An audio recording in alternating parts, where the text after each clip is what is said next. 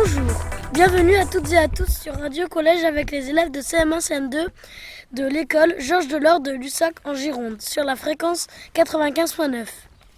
C'est un aventurier qui est courageux, qui sait faire preuve de sang-froid, qui peut aussi bien nous faire rêver que nous donner envie de voyager et de découvrir la nature.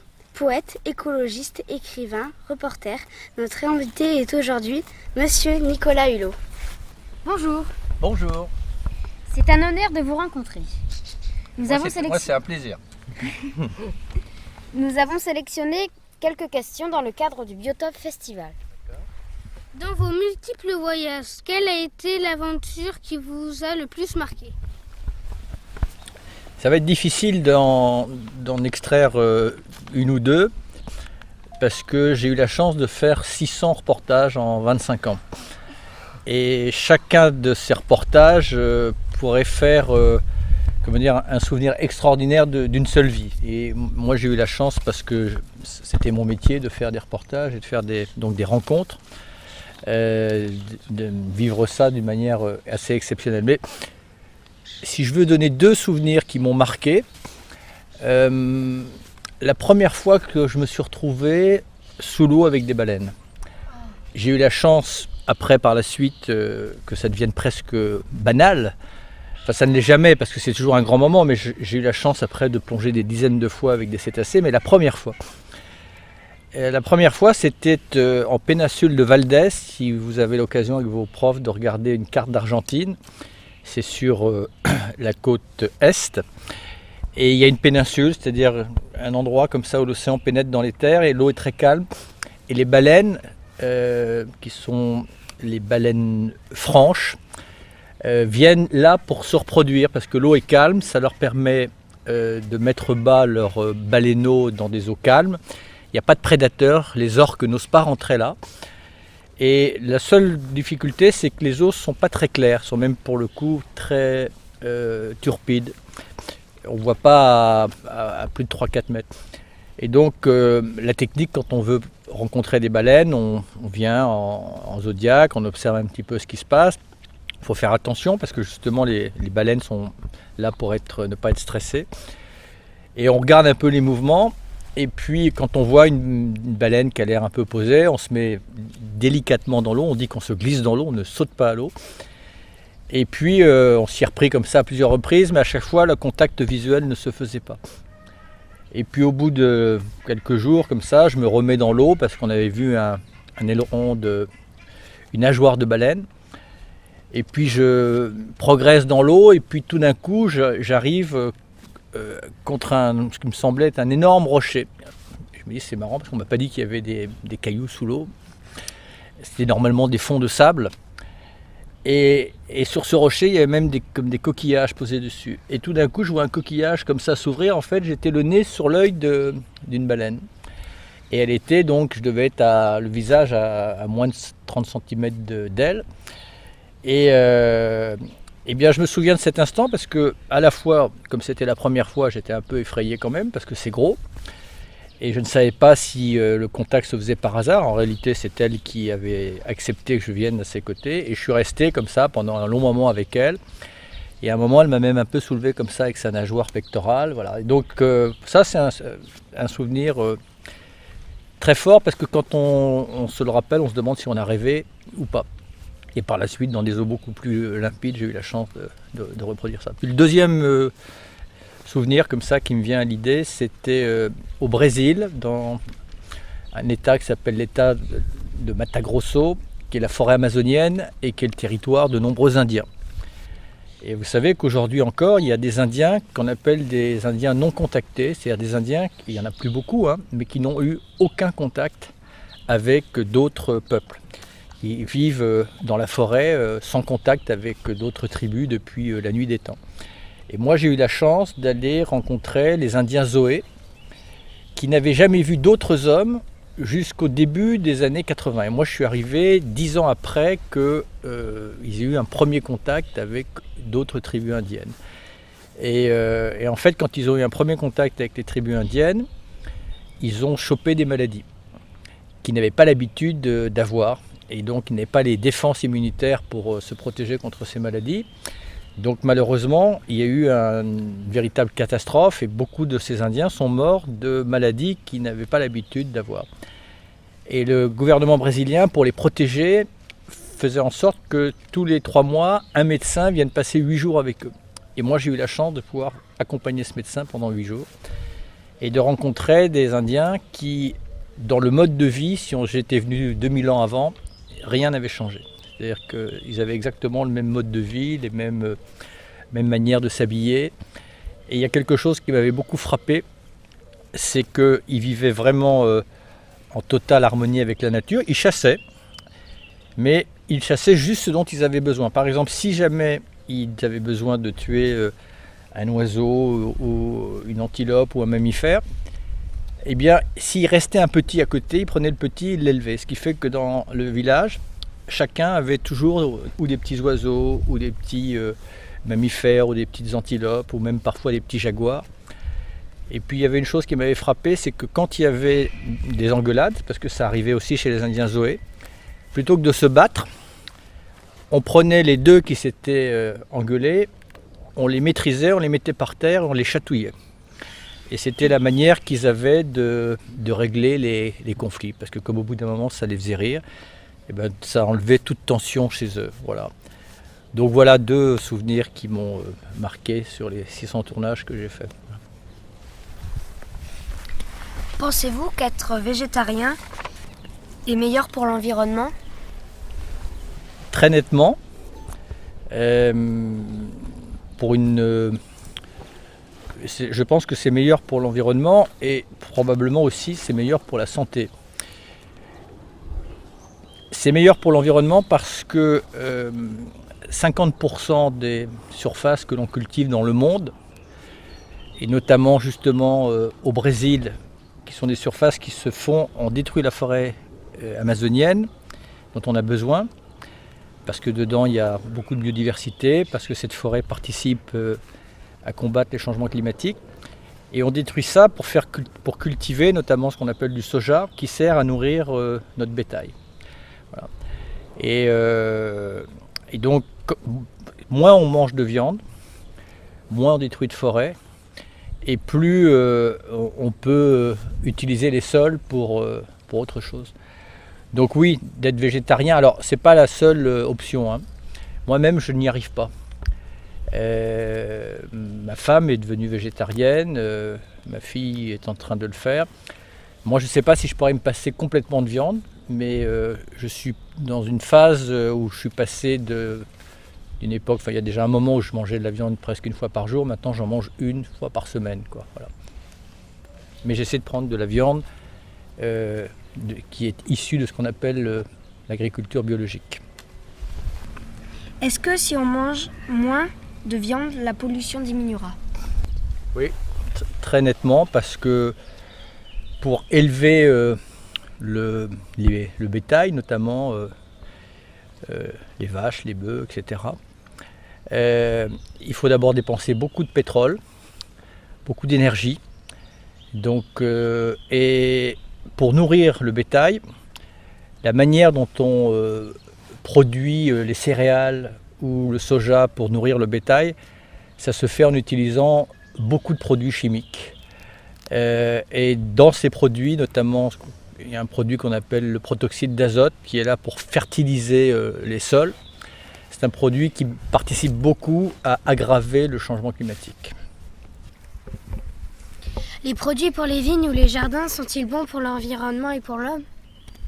Non, pas tous. Beaucoup de choses qui sont vendues dans les jardineries, notamment des trucs un peu monstrueux comme le Roundup par exemple, qui détruit tout, ne sont pas bons. Il y a plein d'autres méthodes pour se débarrasser de ce que l'on appelle les mauvaises herbes. Et encore, les mauvaises herbes, c'est très subjectif, parce que qui est-ce qui définit ce qui est une bonne herbe d'une mauvaise herbe ?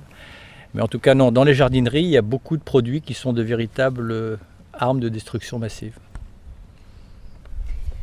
Et comment réussir une agriculture sans pesticides ? Il y a beaucoup de techniques qui existent aujourd'hui. On peut utiliser d'abord l'ingéniosité de la nature. La nature elle-même, parfois, par exemple, pour lutter contre certains insectes, il y a d'autres insectes qui peuvent être ce qu'on appelle des alliés naturels, qui sont des prédateurs de ces insectes-là. On peut faire en sorte que, par exemple, certaines plantes peuvent, notamment en mettant de l'azote, qui est une sorte d'engrais, puissent participer à doper naturellement la croissance des plantes. Mais ça demande évidemment plus d'ingéniosité, plus d'emploi, plus de main-d'œuvre, plus d'attention. Mais en finale, tout le monde est gagnant parce que vous protégez les sols, vous protégez les agriculteurs eux-mêmes et vous protégez les consommateurs eux-mêmes. Un champ bio traité aux pesticides à proximité d'un champ bio risque-t-il d'être pollué?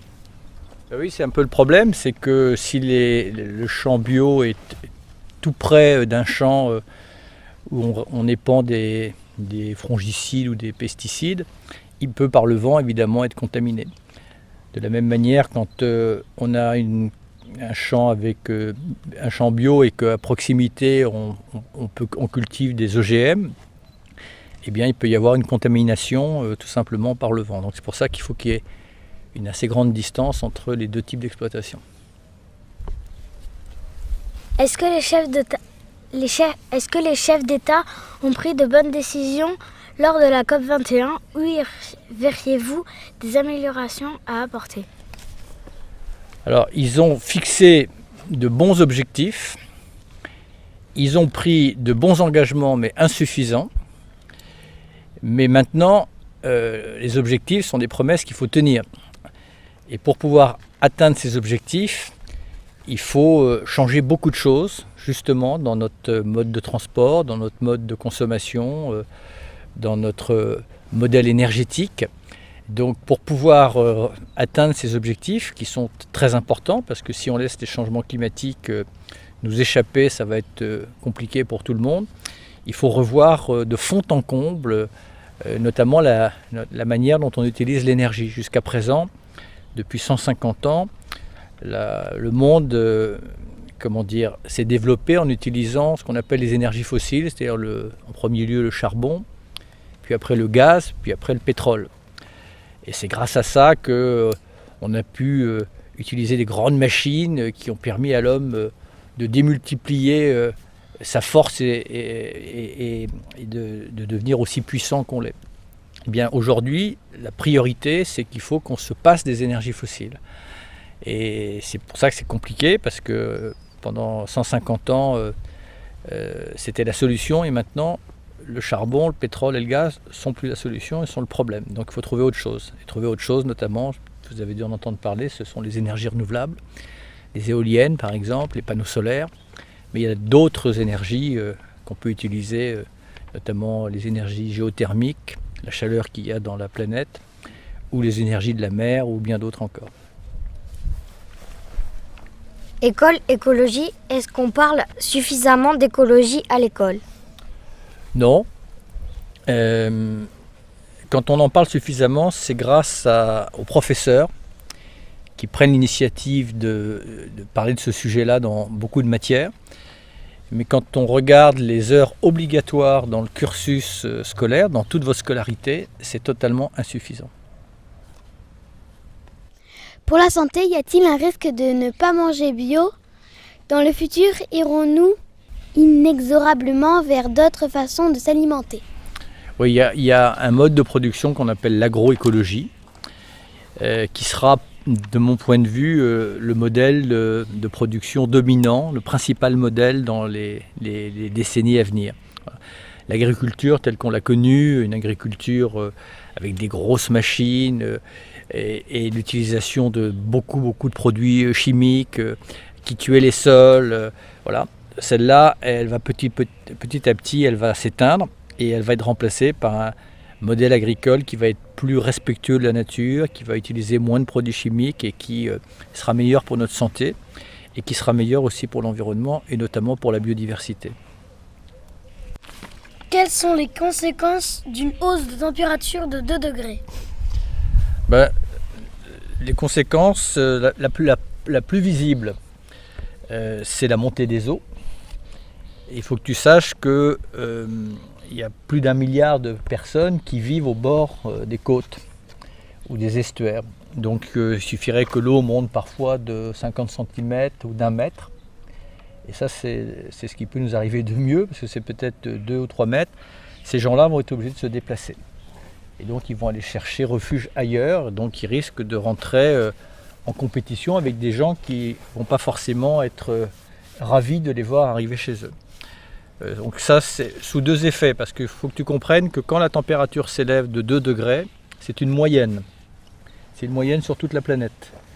Mais si tu vas au nord ou au sud, c'est-à-dire vers le pôle nord ou vers le pôle sud, là, ça sera pratiquement 9 ou 10 degrés.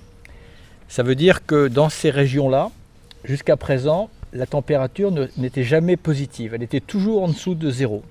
Ça veut dire que la glace, il y a beaucoup de glace, il y a des glaciers dans ces régions-là, va régulièrement fondre et l'eau va donc rejoindre les océans. Et les océans, évidemment, plus il y a d'eau qui vont venir alimenter les océans, plus les océans vont gonfler. En plus, plus la température s'élève, plus l'océan, on t'apprendra ça en physique plus tard, se dilate et donc il prend de plus en plus de volume. Ça, c'est la première conséquence. Ce n'est pas la seule. La deuxième, c'est que ça va, tu as dû en entendre parler, dans beaucoup de régions du monde, on a des problèmes d'accès à l'eau. Toi, tu as de l'eau assez facilement ici. Dans certaines régions, les femmes doivent faire plusieurs kilomètres pour aller chercher de l'eau. Quand elles en trouvent, eh bien, avec le réchauffement climatique, elles risquent de ne plus en trouver. Donc il faudra probablement, elles aussi, qu'elles se déplacent. Et puis, avec l'élévation de température, tu as des maladies, quelquefois, que tu trouvais confinées, c'est-à-dire qui n'existaient que dans certains territoires, parce que notamment certains virus ne peuvent se développer que dans une fourchette de température. Avec l'élévation de température, tu peux avoir des maladies qui vont se déplacer. Et par exemple, aujourd'hui, en France, tu vois arriver des maladies qu'on appelle la dengue, le chikungunya, la bilharziose, qui jusqu'à présent, qu'on ne voyait qu'en Afrique. Voilà. Donc c'est tout un ensemble d'événements. Et puis, c'est tout ce qui vit sur Terre, qu'on appelle la biodiversité. Donc la biodiversité, tu as compris ce que c'était. Ça va de petites bactéries, de petits champignons, de petits lichens, des mousses, jusqu'aux éléphants et en passant par l'homme. Cette biodiversité, il y a eu depuis que la vie existe sur Terre, il y a eu des grandes variations de température, mais ça s'est fait sur des milliers d'années. Et ça permet à cette biodiversité de s'adapter ou éventuellement de se déplacer. Là, ce qui s'est produit d'habitude en milliers d'années va se produire en quelques dizaines d'années. Et donc tu as des organismes qui ne vont pas avoir le temps de se déplacer ou pas avoir le temps de s'adapter et donc qui vont disparaître. Ça veut dire que ce qu'on appelle la biodiversité va considérablement se réduire. Voilà. C'est la dernière question. Que faire concrètement pour stopper le réchauffement climatique et quels sont les délais pour retrouver un état de pollution acceptable ? Alors la première chose qu'il faut faire pour lutter contre le changement climatique, c'est arrêter très rapidement d'utiliser justement les énergies fossiles dont je parlais tout à l'heure. C'est-à-dire sortir du pétrole, sortir du charbon et derrière sortir également du gaz. Et dans le même temps, développer l'ensemble des énergies renouvelables, c'est-à-dire les énergies éoliennes, les énergies solaires, les énergies de la mer, les énergies géothermiques, ce qu'on appelle la biomasse, c'est-à-dire qu'on peut produire de l'énergie par exemple avec les déchets de l'agriculture, avec nos propres déchets, on peut produire de l'énergie. Donc ça c'est la priorité des priorités. La deuxième priorité, c'est de cesser de détruire les forêts, les zones humides, les barrières de corail, parce qu'il faut que tu comprennes que quand on détruit une forêt, et par exemple l'année dernière on a détruit 40 millions d'hectares de forêt dans le monde, eh bien ce sont des millions de tonnes de ce qu'on appelle de carbone, de CO2, qui vont dans l'atmosphère et qui participent aussi à changer à perturber les équilibres climatiques.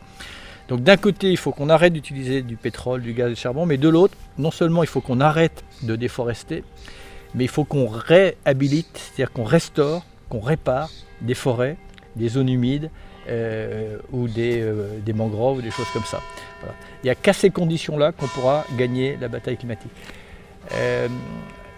Si dans les 20 prochaines années, alors les équilibres climatiques, si demain matin nous arrêtions d'utiliser toutes les énergies fossiles, c'est pas pour autant que le changement climatique va s'arrêter, parce que ce qu'on a déjà mis dans l'atmosphère, malheureusement, ça peut vivre pendant des dizaines, voire parfois des centaines d'années. Voilà. C'est pour ça que le seul choix qu'on a, c'est de limiter le changement climatique à 2 degrés, ou éventuellement que ça aille au-delà, et dans ces cas-là, ça sera difficile pour l'ensemble de l'humanité. En revanche, pour la pollution, et je ne sais pas si vos professeurs vous en ont parlé, parce qu'il y a une étude qui est sortie il y a de cela quelques jours en France, comme quoi la pollution atmosphérique en France tuait prématurément près de 40 000 personnes. Et dans le monde, ce sont près de 10 millions de personnes qui meurent chaque année à cause de la pollution atmosphérique.